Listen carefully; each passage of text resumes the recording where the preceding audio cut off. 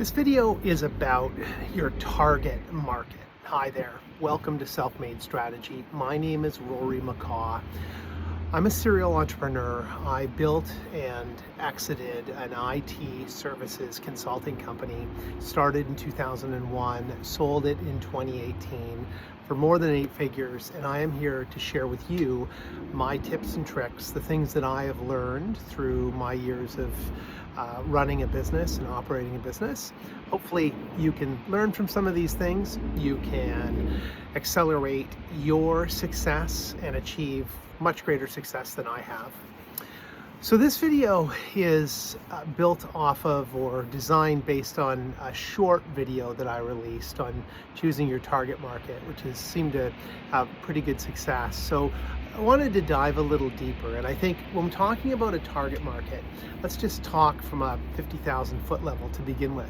The first thing you want to think about is you want to think about what size of business are you looking to sell your services into. And there's really 3 sizes, right? Think of them as shirt sizes or clothing sizes. There's small, medium, and large. And if you're dealing with small business owners, you're probably dealing with one of 2 people that are the key decision maker.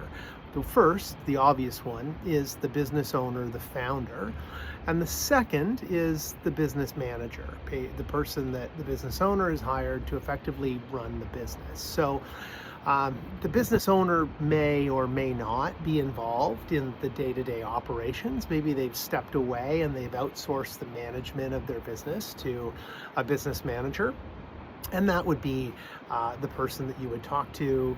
They may or may not have a budget. Some small businesses run without budgets. They run kind of seat of their pants, make decisions on the fly.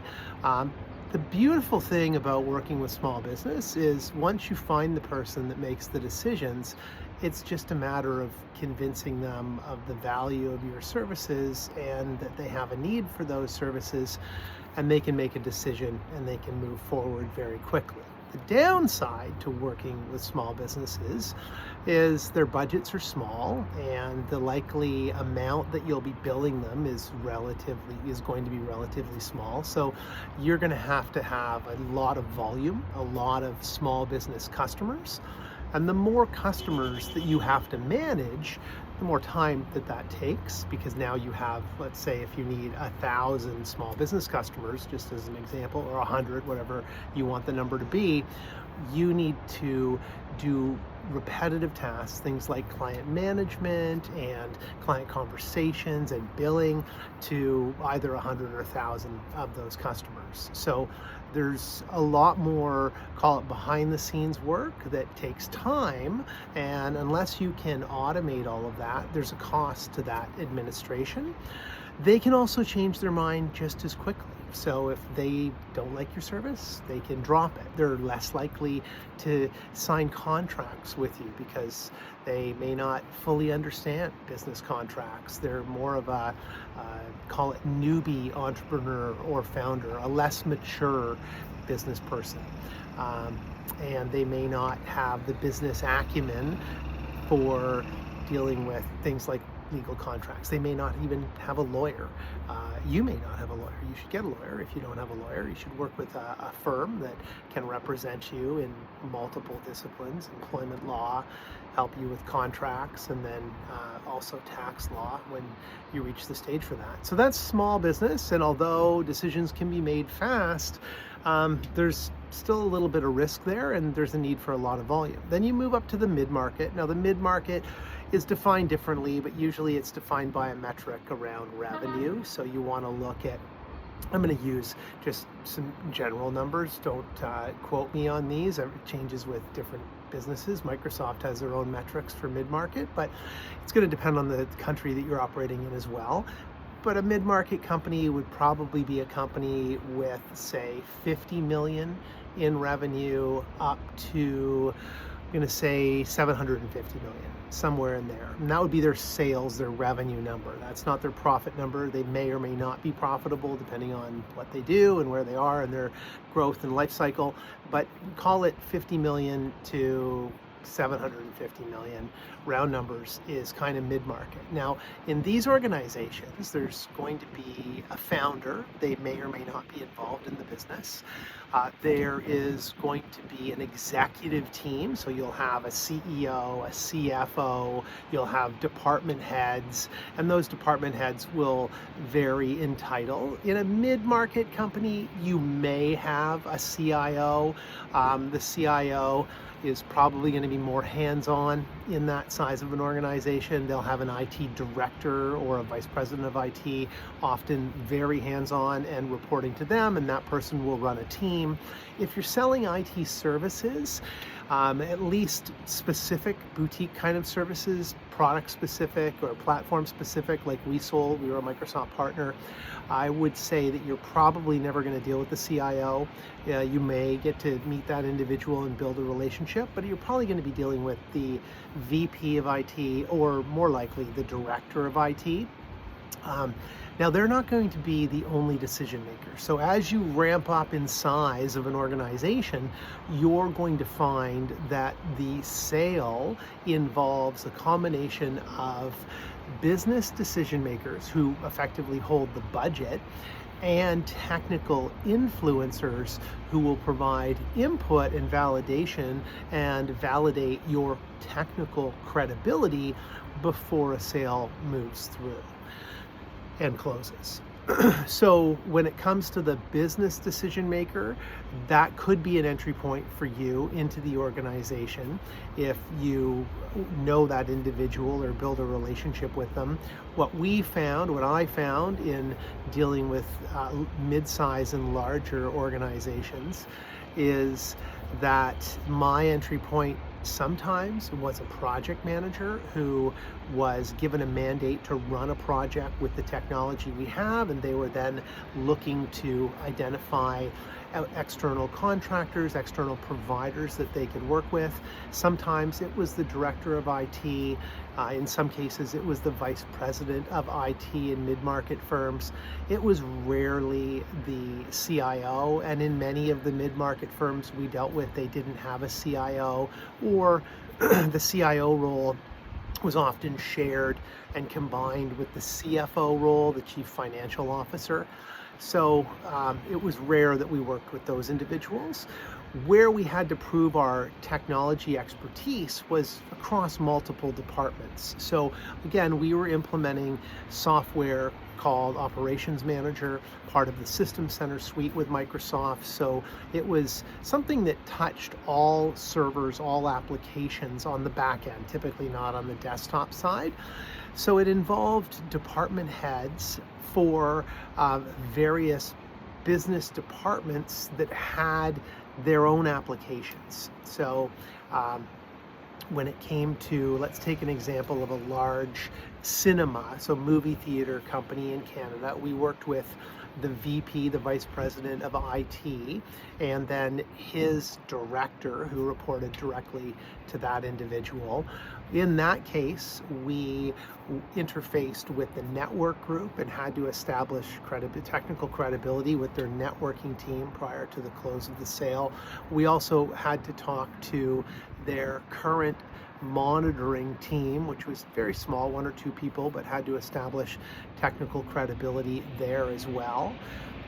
And we had to talk to one of the directors of a business unit, and that business unit was the director of cinemas, because our application was going to end up being installed, or Microsoft's application was going to be installed and was going to monitor different applications that supported the delivery of movies within the theaters.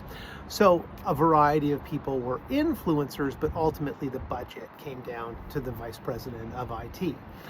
So that's medium-sized business. And then when you get into large enterprise business, there's definitely highly likely to be a CIO. That person is, again, for project-based services, probably going to be at too high a level for you to come in through a conversation with. They're more strategic and financially oriented, as well as just IT goal oriented in alignment with the business goals, the organization's greater goals. But you'll have a vice president of IT, you'll have a director of IT. It's again likely you're going to be working with the director of IT. You're going to have to provide technical credibility and work with your technical influencers on, again, the networking group, probably the server infrastructure group. You're probably going to have to work with the project management office, the PMO, and one of the PMs that's assigned to the project. And then there could be other business departments there. Now, an alternative way to get yourself into a large organization is if you identify a need from a business group, it's highly likely the business group has their own budget.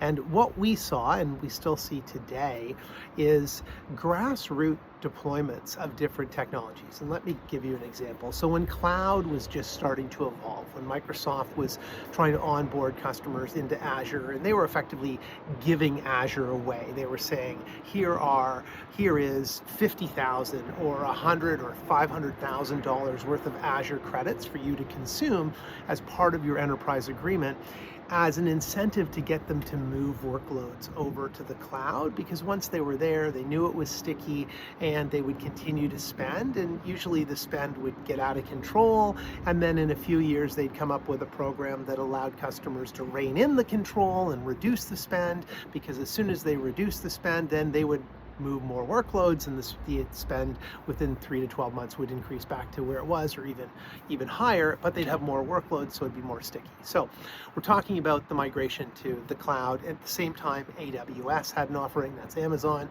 Obviously Google had an offering, and then there were data centers that had offerings for private clouds. And what we're looking at here in terms of department selling is some larger organizations struggle to deliver IT services internally efficiently. So it can take quite some time in some organizations due to their own internal policies and procurement issues, the systems that they put in place to facilitate the deployment of new IT systems.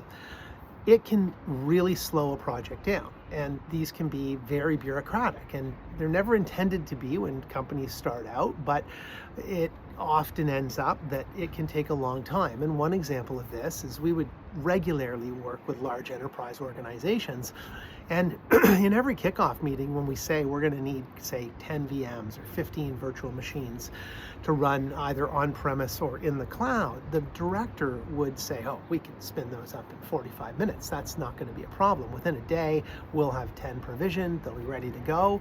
The reality was, technically, that was a true statement. But the reality was, with all the processes and approvals required to go through the release of a new virtual machine, whether it was on-prem or in the cloud, often took 2 to 3 weeks. So making sure security checked it and all the security policies applied, the antivirus was on, any other security controls were in place. Then you had the networking group, you had the server group, you had patches that needed to be applied by the server group, and oddly enough, they were rarely up to date in the current image that was being deployed. So there were just many things that as time progresses, get out of control.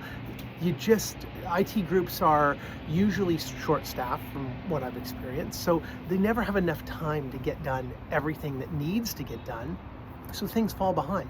And as they fall behind, and time goes by, they fall behind more and more and more, and it's harder and harder to catch up. So the processes that a company has often slow down the company, and that can impact you as the consulting services provider.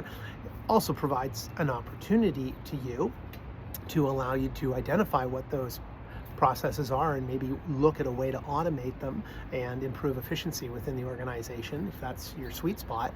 But it comes down to knowing who's responsible within the organization to make the technical decision and to make the business decision around your services and how to position your services to those individuals. Now, some things that will help you, regardless of the market that you go after, are your speed of response. So things that are within your control is how quickly you respond. So when it comes to a proposal, get the proposal to them within 24 hours. That's something that most of your competitors will never be able to do because they have their own processes that slow them down. But figure out a way, maybe it's with AI, maybe it's a change to your internal process, maybe it's simply using templates and having fixed offerings so that it makes it easy to put forward a proposal.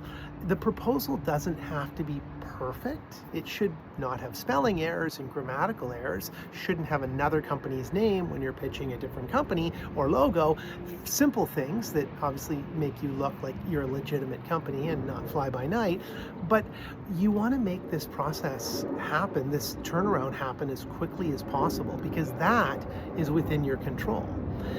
That'll simply allow the conversation to continue. And that's really what you're trying to keep going here, is people these days in our society in general, they want solutions quickly. They're used to buying apps on their phone, and I can buy it today. They're used to subscribing to a service within minutes and being able to access that service.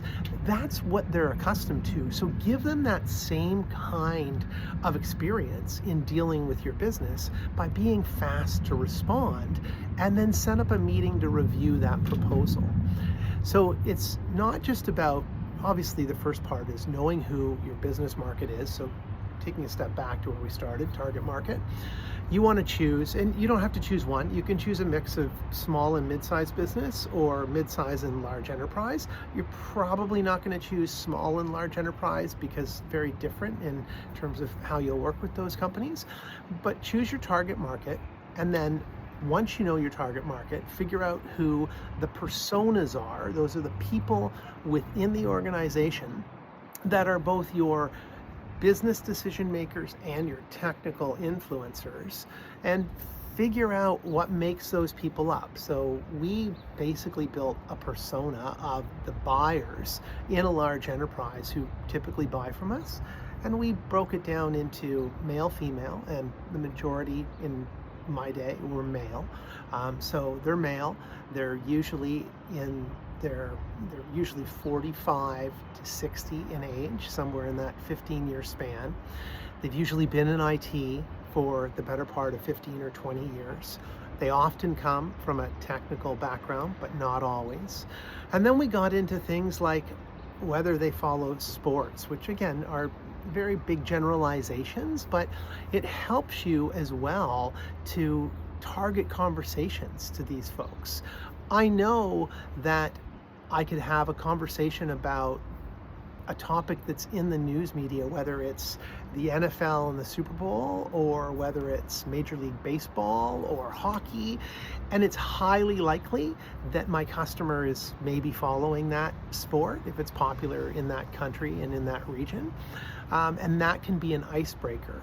And then once I get to know them, I'll get a better understanding of what sports they really like, whether they're physically fit or whether they're overweight, whether they're a smoker, which most of my customers were not, and what their other habits are. Most of them were married. Some of them had been divorced, but most of them were married at some point and maybe still married. Most of them had kids. Most of them struggled with challenges that parents have with kids that are of, say, an age between 8 and 18, because that was kind of the age range for people based on the age the individual is. And once you build that persona, you can now start thinking about topics and things that are of interest to these people that go beyond simply the technology conversation into more of a relationship conversation, and allow you to better understand the challenges that they're struggling with, both in the business and out of the business, and help provide them with guidance when asked, and with solutions, or simply your experience on how you've dealt with similar issues, because we all go through things at different phases in our life, and if we can help someone through something that we've been through by sharing our experience, much like I'm doing on these videos, hopefully that can provide someone some level of help. that's where we are. That's the video on your target market. I hope this has helped. I'd love to hear from you in the comments. If you like the videos, please hit the like and subscribe button. I plan to release one or multiple short videos a day and at least one long video like this one on a weekly basis. Talk to you soon.